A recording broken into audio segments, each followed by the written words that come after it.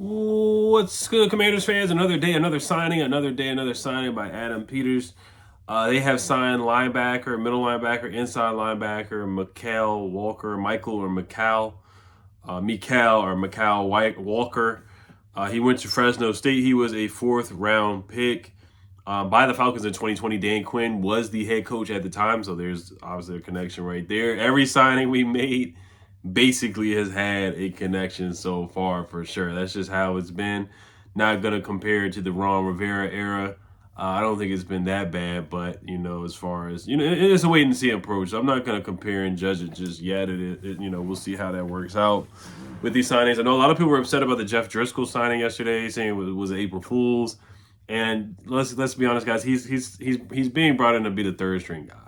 It's either him or Jake Fromm. So I don't think there was anything to be upset about. A lot of people were a lot of the comments that I saw yesterday were saying that we should have kept Sam instead of bringing Jeff Driscoll in. And the thing about Sam, and a lot of people, I'm getting off topic here because I'm supposed to be talking about Mykal Walker, is that they did not want to bring in Drake May and be in the same room with the quarterback room and compete with Sam Howell. I wouldn't give a crap if I was the GM, to be honest. Just let the better quarterback play.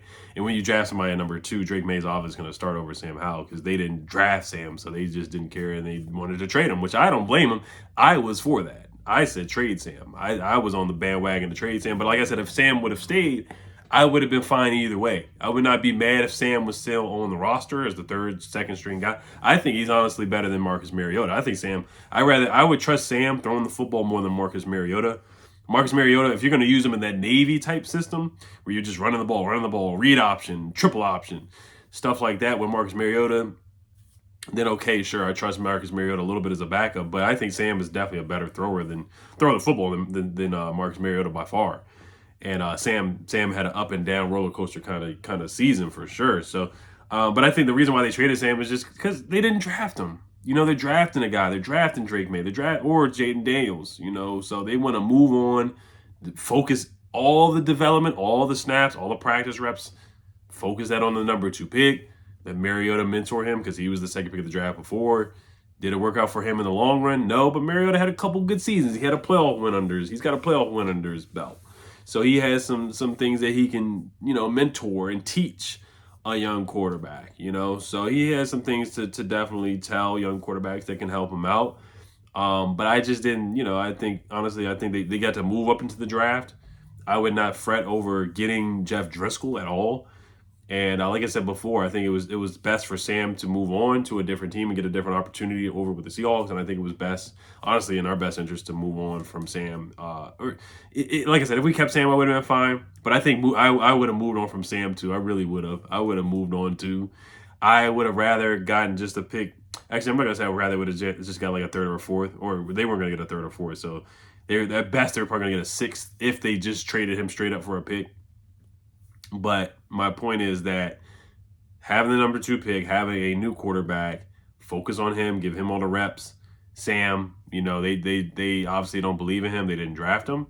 And that last part of the season was awful from him. It was terrible. And I get it. Bieniemy, you could blame Bieniemy, you can blame the offensive line, but you gotta put some blame on Sam too. He didn't play well at the end of the season. And I get it, he's a young quarterback, so he has more opportunities. He only had one season fully of starting. So but like I said, we got to put our eyes on the prize with the second pick of the draft and who the quarterback's going to be. So I went on a long tangent about that.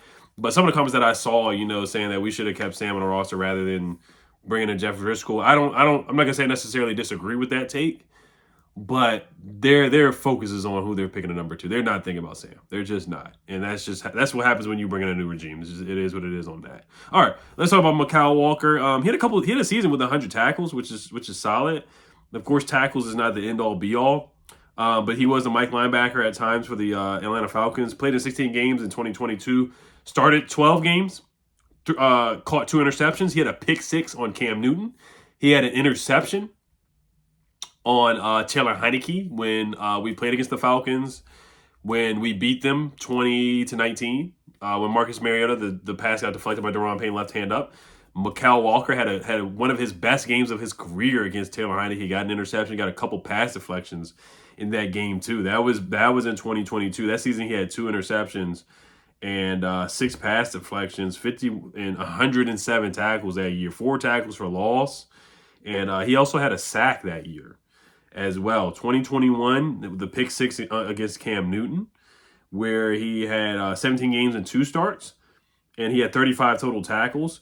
16 games as a rookie, 6 starts, no picks, no sacks, but 45 tackles, 2 quarterback hits, and 1 tackle for loss as a rookie with 16 games and 6 starts.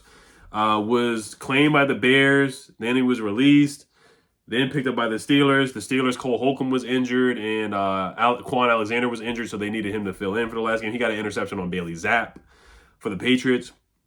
I mean, against the Patriots, played 8 games, had 5 starts, 1 pick that year, 2 pass deflections, and 2 tackles for a loss, 33 total tackles. Now, looking at some of the Steelers fans and what they had to say about Mykal Walker, so they didn't say great things to say. Blitzberg on Twitter, December 8th, 2023. I don't see who they played against, but he said the Steelers have been destroyed by tight ends over the middle of the last 2 games. The injuries at inside linebacker are catching up to them. Mykal Walker cannot cover. Also, another Steelers fan tweeted out, like I said, this is not the end all be all, but a Steelers fan said, cut Mykal Walker at halftime. He is easily the worst middle linebacker I've ever seen. So, let's get to some positive stuff that I saw about Mykal Walker. He ran a 4. So he's athletic, man. And I think he has the capabilities of covering. I do think he's better than a lot of the guys that Ron Rivera did sign, like, David Mayo and what's his name? Cody Barton, guys like that. His rookie season, he had a good year. Like, he, per PFF, highest greatest rookie defenders, he was behind Chase Young. Chase Young was number 1 in PFF as rookie defenders. Mykal Walker was number 2 behind Chase Young with a 77.8 PFF grade in the 2020 season. So he was flying around making plays. Snap alignment his rookie season. One snap as a corner, 64 snaps as a slot corner, 490 snaps on the defensive line, 333 snaps in the box, and 1 snap as a free safety. So let's see if Joe Witt Jr. and Dan Quinn can use him out there as a chess piece. For sure. Just a lot of positional flex, a lot of versatility on the football field, which is good to see, man. It's good to see. 4th round pick by Atlanta 2020. Played 8 games, 5 starts last year for Pittsburgh. Did not play much special teams though, so he's more of a depth guy out there for sure. All right, let me see if there's anything else about Mykal Walker. But you look at the linebacker room right now: Bobby Wagner, Frankie Louvu, Jamin Davis. I can pull up the depth chart and see who else they got on there, but those are the most notable guys on the roster. So I think he will make the roster. I think he will, but it's not a shoo-in. It's not a shoo-in. We'll see who we draft. Same thing with Jeremy McNichols. He could be cut. Olamide Zaccheaus, he could be released. A lot of these guys they're bringing in, I would not be surprised if they did not make the roster. Wouldn't be surprised at all. But yeah, let's see if there's any more notable things about Mykal Walker. I'll read his NFL draft write-up just to give a little bit of insight of what they thought about him before he was drafted. Strange average, 91 tackles, 11.5 tackles for loss, and 5 passes defended at Fresno State. Played inside and as a stand-up edge linebacker.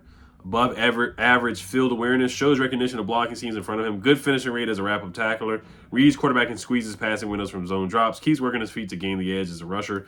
Good shake and slip approach to bypass center as a blitzer. Makes plays as a core member of special teams. So, Joe Witt Jr. said, Dan Quinn really said he doesn't want guys to think too much. He wants them to attack. So we'll see if they use him as like a rotational edge rusher as well. Getting to the quarterback, blitzing as a linebacker. Same thing with Jamin Davis. Weaknesses is doesn't play with an NFL linebacker's physicality. Needs to play with decisiveness as a gap shooter. Plays straight-legged in space. Football movements are segmented and lack fluidity. Below average suddenness and short area burst. Play strength is below average. Rush speed is dull and unthreatening up to the edge. So in college, he had a couple sacks. In the NFL, he hasn't really gotten to the quarterback much.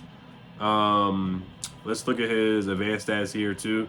73% completion percentage allowed, which is pretty good, but 128.8 quarterback rating allowed, which is not good at all.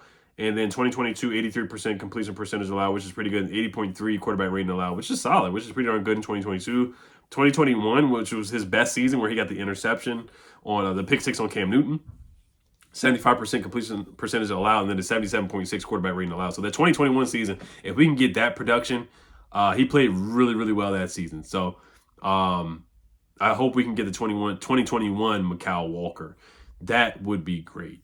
At Fresno State, he had a pick six in 2018 with 86 tackles and 96 tackles. He was listed as a defensive end in 2018 at Fresno State.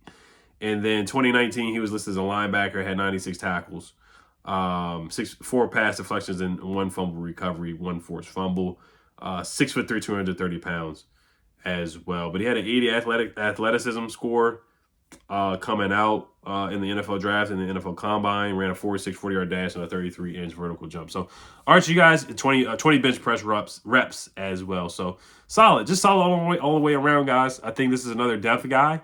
But I think this depth guy is somewhat of a better depth guy than what we've seen from the previous regime as well. If he comes in and starts, I have no problem with that at all. Especially being behind Bobby Wagner, Frankie Louvu, and Jamin Davis. All right, you guys let me know what you guys think. Hell, the Commanders. Peace.